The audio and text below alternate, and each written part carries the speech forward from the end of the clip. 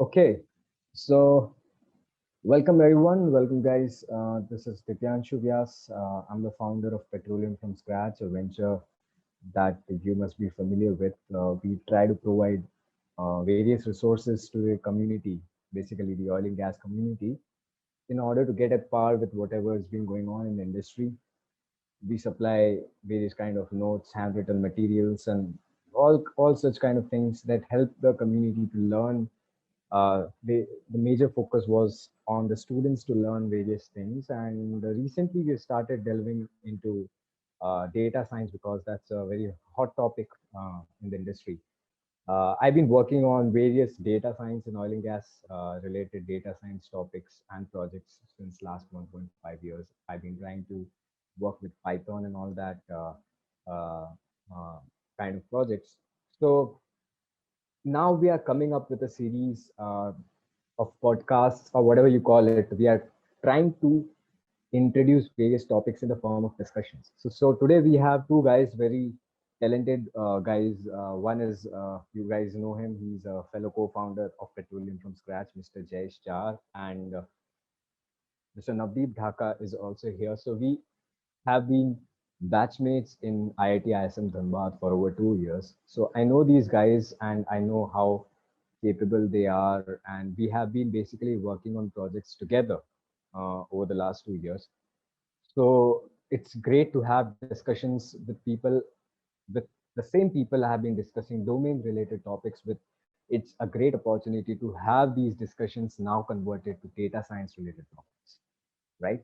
So let's get the session going. Good evening, Navdeep, and good evening, Jayesh. So, so let's start so the way we will conduct this discussion is we already have a set of topics decided over which uh, we kind of bring presentations or tutorials to you, and we try to bring forward our understanding of these topics. Okay, so today's discussions will revolve around, as you can see, we'll be talking about exploratory data analytics and the concepts of overfitting and underfitting. So my first question would be, Jayesh, I would like you to address this question. So you have already mentioned the term EDA. So I would like you to tell the people what can be the meaningful conclusions or examples. For those who don't know about exploratory data analysis, it's basically you have data, you do various visualizations and stuff with data, you play around with data, you understand the data in order to get something. So Jayesh will give you a few examples of how EDA can help you bring out some conclusions from data. So take it away, Jayesh. Yeah, yeah. Hello, everyone. So we will start from exactly what EDA is. So EDA is like you got the data for the first time and you need to solve some problem. So before going to the problem solving step or applying any machine learning algorithm, you need to know the data whole through. So EDA is nothing but performing initial investigation on the data that you have got to discover the patterns in the data, to spot anomalies if some anomalies are present there, or either you can also say that to check the summary statistics of the data and understanding the data by graphical representation or any other method. It is a good practice always to understand the data first and try to gather as many as insights from it. As it is said that the more time you spend with the data, the more you will be able to understand it and more you will be able to take benefit from that. EDA is all about making sense of data in it before getting them dirty with it. Before getting them dirty, we mean before going for the machine learning algorithm or training machine learning, anything like that. Firstly, if you have the whole idea about your data, that will really help you in your problem or in your project. So yeah, so what meaningful conclusion we can get from EDA? What are the applications of EDA? How we can use EDA for our machine learning projects? So first of all, the main application of EDA is knowing the statistics to get an idea about the distribution of the data, how your data points are distributed. Example, you have n features, so you must know how these features are distributed. Either they are normal distributed or they have bimodal distributed. Okay, the second thing is to get to know about outlier values. Obviously, if you have real life data, that also contains some outliers. The reason behind the outlier presence can be anything. Either it can be uh, any error in the data collecting thing, or maybe it can be anything outlier. Well, the whole outlier concept need to be discussed in a whole other video. So just understand this, that EDA will help us to know about the outliers. So for knowing about the presence of outliers, we can use box plot for getting to know about the outlier presence. I will show in the next slide how you can use box plots for identifying outliers. Okay, and the next conclusion you can get from EDA is know about correlation between variables. Or if you are solving a regression problem, it is necessary to remove highly correlated features. Otherwise, that can cause problems. And also, if your target value is highly correlated, like it have a Pearson correlation of about 0.9, 0.95 to some of the features, so that feature also need to be removed. So you can know about the correlation between the variables in EDA stage only. Okay, the next point is handling missing values. In EDA, you get to know about the missing values that are present in your data, and after knowing about the missing values, you can adapt any technique. For example, if the quantity of missing values is less, so you can also opt for removing these missing values. Or if the quantity of missing values is very large, then you need to go for interpolation technique or some other technique. Okay, and the next point from ADA is by visualizing plot and using your domain knowledge, you can get further important insights from the data. So we will see from the figures that how we can do these things. Okay, here from So from this first figure, you can see this is a correlation plot between, actually this whole figures are from wall field production data. It is from one of my project where I was predicting the production of hydrocarbon. So from this first figure, this is a correlation plot. And you can see here that this line is this line is my target value. This line is my target value, and you can see the line close to it, the plot close to it is of bore gas volume, which is highly correlated to my target value. So by in the EDA step, by using the correlation plot, we get to know about the correlations of the features with the target value. And from here, we can see that we have to neglect this bore gas volumes for getting a good machine learning model. And also I have set a limit of minus 0.2 to zero point 0.2, that the points lying between the features correlation line between these 2 points, I will not take those features for my machine learning training. Okay, this is the correlation part that we discussed earlier. Now I have used this heat map for So getting I'd to just know like to about. stop you, Jesh, just to clarify. So these two red lines that you have marked, so this is some sort of like significance level that you have mentioned, Yeah, right? yes, yes, If your correlation between features lies, basically, if the correlation magnitude is yes, lesser than the significance level that you have set, yes. then you are discarding the features, Yeah, I'm right? discarding the features. I'm not Okay, taking them brilliant, for brilliant, machine learning algorithm training. Actually, the brilliant. value, the confidence, the values of this, like I have taken zero point 0.2, minus 0.2 to zero point 0.2. These values will be given by domain expert only. For some other problem, these can vary from minus 0.3 to zero point 0.3 or something like that. Yes. Yes. Okay. So yeah, so the important learning for users like this minus 0.2 to 0.2 is being set by Jayesh as per his understanding. But it depends on your problem statement or whatever the domain expertise you have. You can some other day you can set it from minus 0.5 to 0.5. Am I right, Jayesh? Yeah. Yeah, Yeah. yes, sir. So Yes, sir. that's Obviously. that's exactly. Not Yeah. Yeah. only Got it. data Got it. science, you also need to have a good domain knowledge that will help you a lot in solving the problems. Data science is Yeah. just That's a why they tool. say That's why they always say that you always need the domain expertise while solving data science problems. So this is a Yes. very nice example that you've come up with. Yeah, please go ahead. Yeah. So in the second plot, I'm using a heat map for visualizing the missing values. You can use any other methods also for visualizing the missing values, or you can just use the pandas function for getting to know how missing values are present. But I like to use the heat map so that I can visualize it. So here I can see that this whole column is missing.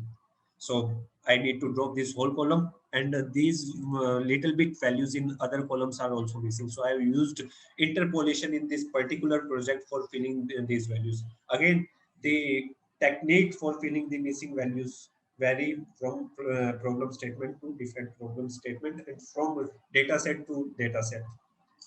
Okay. So yeah, this third figure is showing box plots. So in the above box plot, you can see that the outliers are present. The box plot can be used for outlier detection, you can say.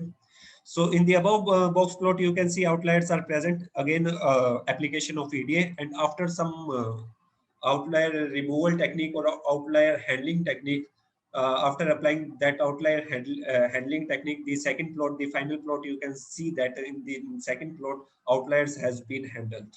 Okay, so this is also a part of EDA to know about the outliers. And the fourth plot, this fourth plot Yes, is, yeah, hello, talking about yeah. the data second, the heat map. Uh, so I Sorry, recall you you are are talking about the less wall. audible. You are talking about the wall field, right? This Yeah, data is a time series data, if I'm not wrong. yeah, Yeah. this is time specific. Yeah. So that's, I think that's why we have decided, or rather, Jayesh has decided to go with interpolation, right? Yes, yes. Because it's a trend. It's a trend-wise data. On the same time, it takes me back to a project that me and Navdeep were together working on. So we decided not to go with interpolation, and rather we decided to go with the mean of the data, individual column-wise data. Navdeep might be able to recall it because Navdeep was insisting that interpolation might be a better decision, but I insisted on going with the df.describe first, because df.describe, guys, it gives you the entire descriptive statistics of the dataset. And if your dataset is a time series dataset, like in case of Jayesh, uh, then it's fine to go with interpolation because the trend, something between the trend is interpolation fits well as per mathematics. Yes, yes. But based on our project, we it was not a time series project. So finally, I won the battle and Navdeep lost the battle. So I decided to go with filling up the data with the mean of the data. Navdeep, do you remember that project? Yeah, he I surely does remember. because yeah. Okay, yeah, Yeah, good again, memory. yeah, Yeah, yeah. please As go I ahead. said that handling missing values, technique for handling missing values can vary from project to project and data set to data set.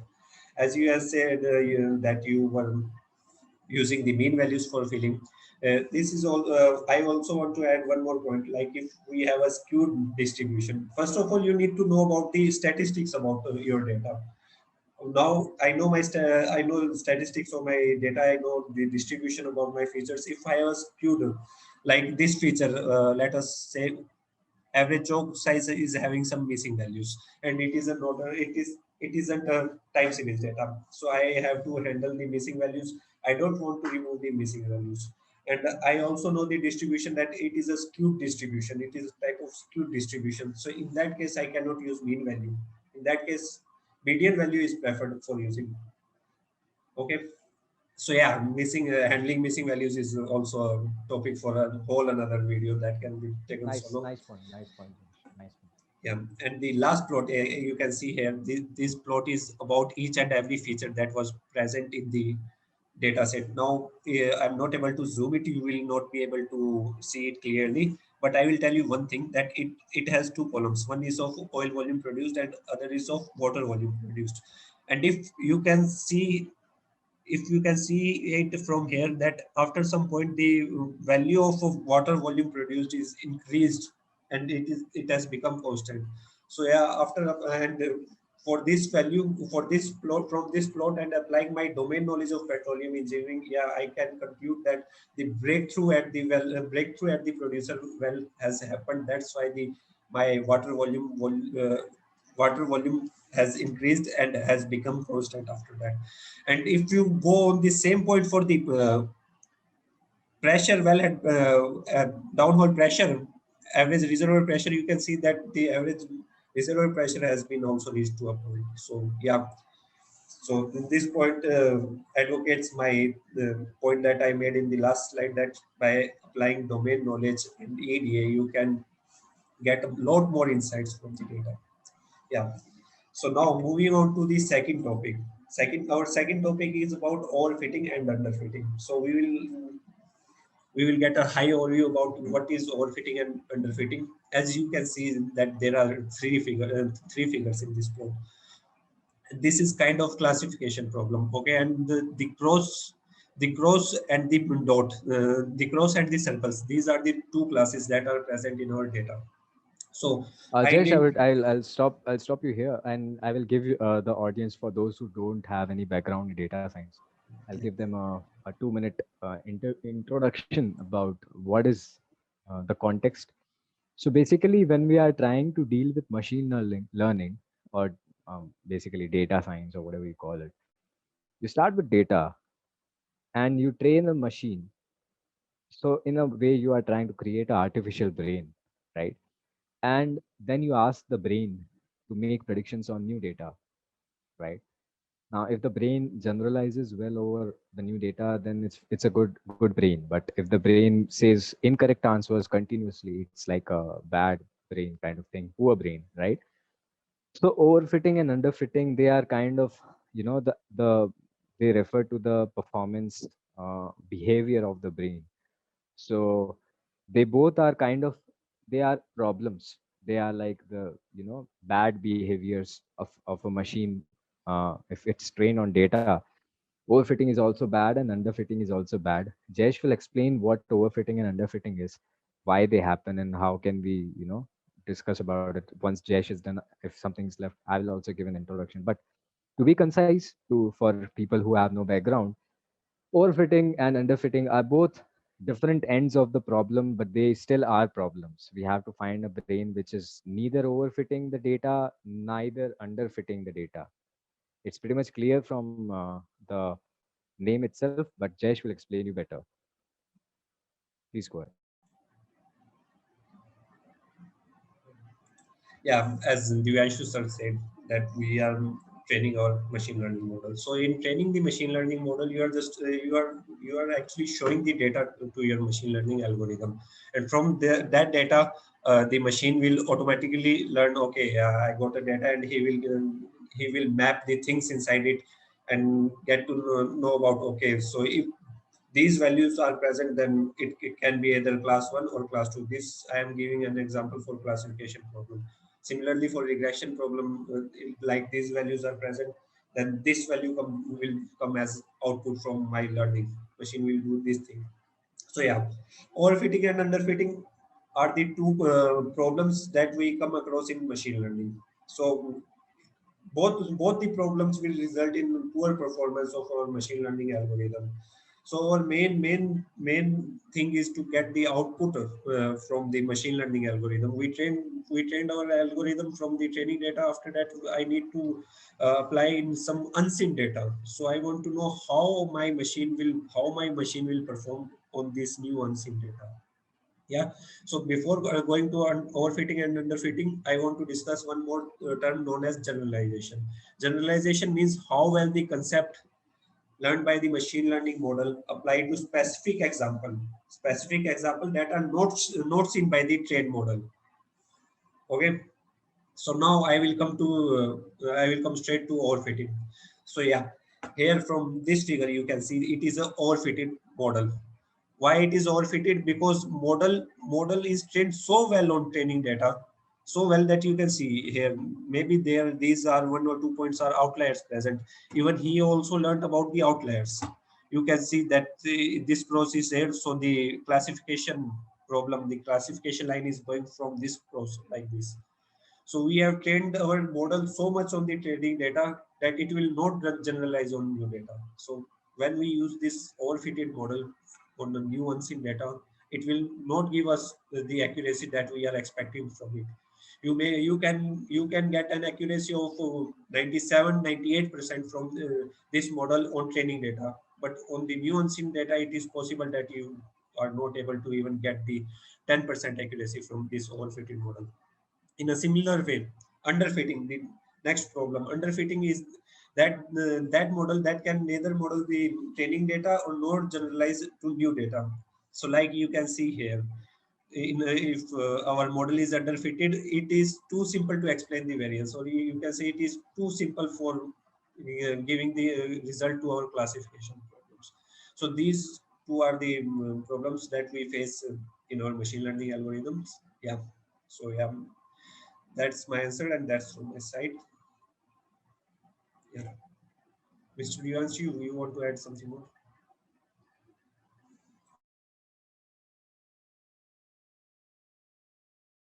You are on mute, I think.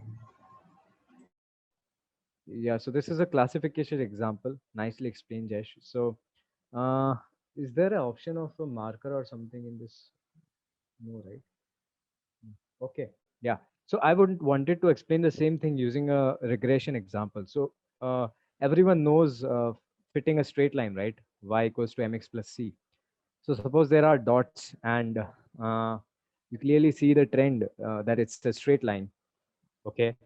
So you try to fit a straight line between the points that follows the trend. Okay. So that's a good model because any new point on the line following the same trend will be predicted well by the model. But suppose there is another model, let's call the first model as model A, and the second model now that we create, it rather than understanding the trend, it understands or memorizes the data too much. It builds too complicated a model. It creates a zigzag trying to map every point and connect every dot to every dot. It's like a zigzag kind of curve. And that's a terrible model because it won't be able to understand the trend. It's understanding the data rather, right? So the model A is a good model because it's generalizing well, like Jayesh mentioned, the term generalization. It's a good model. But the model B, it cannot generalize well.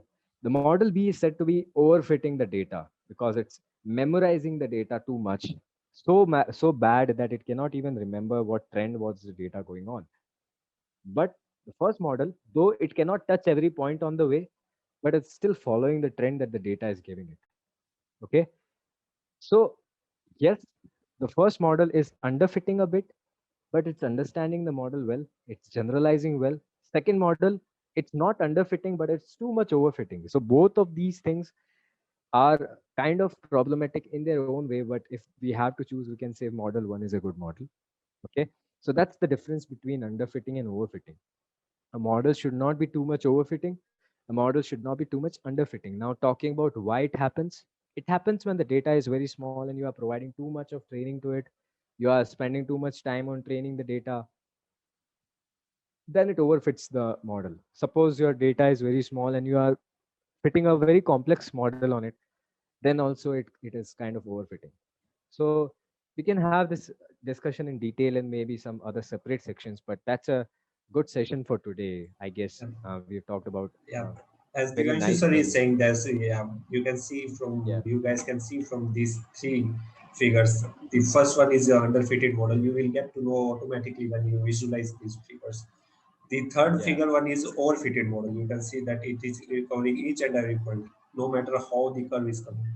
But the middle Just to one, mention, it is just to appropriate. mention, Yeah, image courtesy, geeks for geeks. It's not our image, so we don't yeah. claim the So ownership of this image. Yeah, go yes, ahead. Go ahead. yeah. And the middle model, it will be the best model that we can use for this type of classification. Yeah, that's from my side. Thank you. Yeah. So I So think I guess we Divyanshu ran sir, out of time. Yeah, we ran out of time. We could not give Navdeep much of time to speak. So Navdeep, sorry about that. We kept on discussing too much. Maybe next time we might call in. But the major task was to discuss this event, and let us know, guys, if any one of you guys is interested to have this data science related discussions with us. Please drop your name in comments or mail us or contact us through any way, and we will be happy to connect you. See you again. Thank you, Jayesh. Great Yeah. session. Thank you, Navdeep. Thank you, everyone. Thank you, See you sir. again. Okay, Thanks a lot. Thank you, thanks. sir.